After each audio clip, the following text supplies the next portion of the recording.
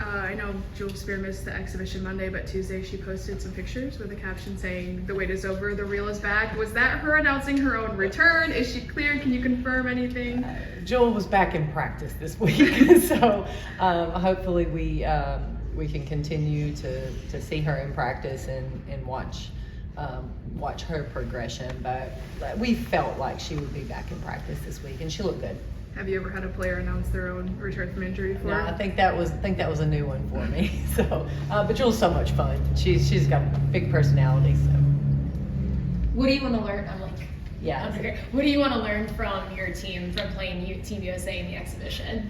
Yeah, it's interesting. Obviously, it's an unbelievable opponent, but we have focused so much on us this week, and we'll continue to do that.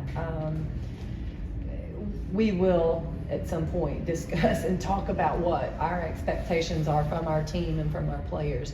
But right now, before we get into those specific discussions, right now I want to see us compete. I want to see our players step out on the court, not back down, really fight, show a toughness about them that you have to have when you're playing an opponent like that. Do you tamper any expectations going into that exhibition, knowing that you're going against the best team in the world, to kind of keep the confidence high even if a player doesn't do well? Yeah, I think our players understand the challenge of that game, and I think I mentioned this, but one player mentioned to me, "Coach, we're playing WNBA players," and I said, "Actually, you're playing the best WNBA players, so it's beyond just WNBA players." So I think they understand the challenge. What I don't want to see is them back down.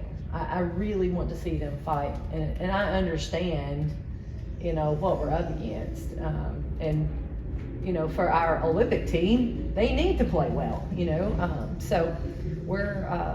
I think our expectations will be where they need to be come game time. How do you even attempt, even to game plan for a game like this? Can you even, just because obviously besides them being the best, they don't play together regularly. So I guess what's that look like for you just prepping for Sunday? It's very challenging because they haven't even gotten together as a team. I think they're meeting here. They're going to practice a few times and then come out on the court. So they don't even know what they're doing yet. So I think for us, we'll probably give our players some scouting reports on personnel, which is going to say she can shoot, drive, rebound, post up, defend, pass. It's what the scouting report should say on all those players. They're elite, the most elite. But we'll give them something. We need to start working towards scouting reports anyway, so that'll be a good time to do that.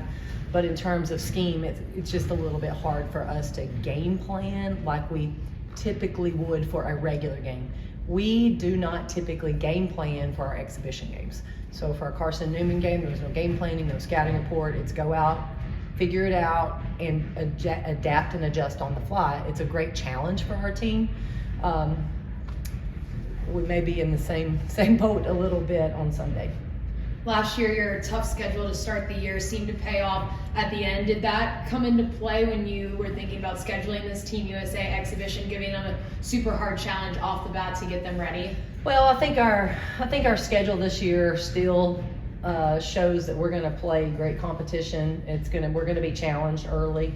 I don't think we had to add Team USA to prove that we're going to play a tough schedule.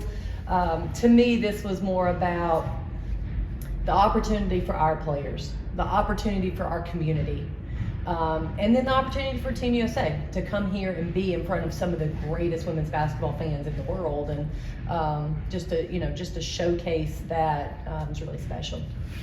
How did you approach this game when you were a player? I remember you shared a story after Monday's game.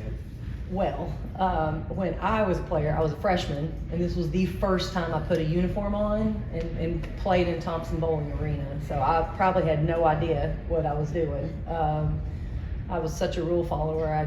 Whatever Pat told me in that moment I was doing, I probably couldn't embrace and understand the challenge or understand the opportunity. I was probably too young to get it, and that's where I want to make sure that our players get it. I want them to understand what an unbelievable opportunity they have on Sunday. What have you taken from that experience that you want to make sure to share with this team? Yeah, I don't remember a lot of detail. I do remember the feeling of me being on a different level. It was my first game out of high school, you know, the dream team. So it was a huge challenge for me. So they'll understand that this is going to be a huge challenge for them. And you know, they're playing. You know, the one-on-one matchups that some of our players are going to have, they're going to be guarding some of the greatest of all time at their institutions. So, you know, you can look at it and cower, or you can step up and really enjoy, and really not just enjoy it, but just embrace it. Embrace what you get in that moment. There's probably not going to be another game where you are outsized like you will be on Sunday. I think the shortest player is 5'10" on their roster.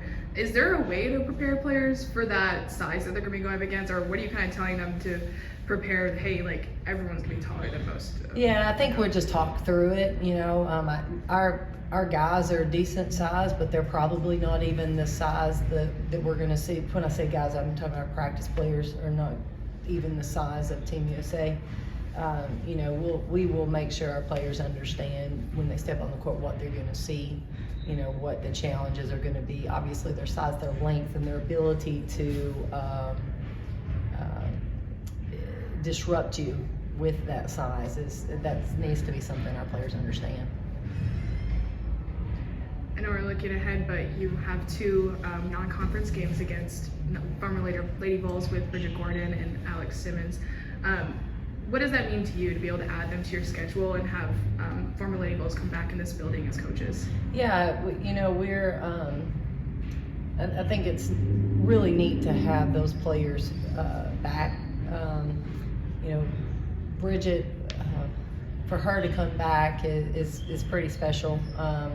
And we had the game already scheduled before she was the coach at FAMU. But as I was explaining to our players who we were playing, you get to point in the rafters and talk about one of the greatest Lady Vols of all time is getting to come back. And obviously Alex, I think it's really special for her to be at an in-state school and for us to be able to bring her back over as well. She had a successful career. She's done a great job as a head coach. So they're two terrific Lady Vols.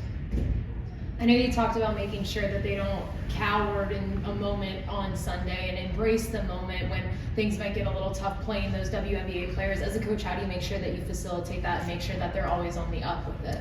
Well, I think we talked through it, but at the end of the day, that's on our players. That is their mindset. That's their mentality.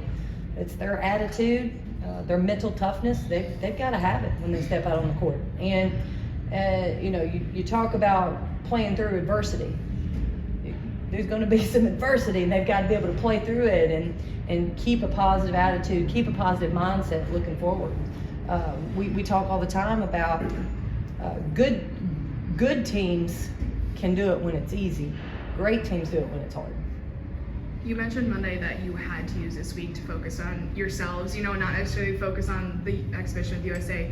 After Monday, was there anything that stuck out to you that you really were like, we need to take care of this before the season starts? Yeah, we're working a lot defensively, trying to clean up some actions that we haven't guarded in practice, try to really go back to some basics on a few of our defensive schemes to make sure we feel solid and feel confident moving forward.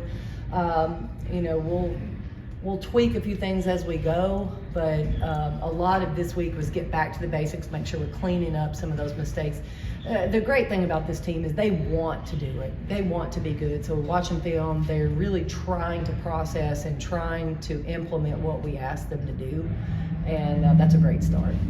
How did this scrimmage against the national team get organized?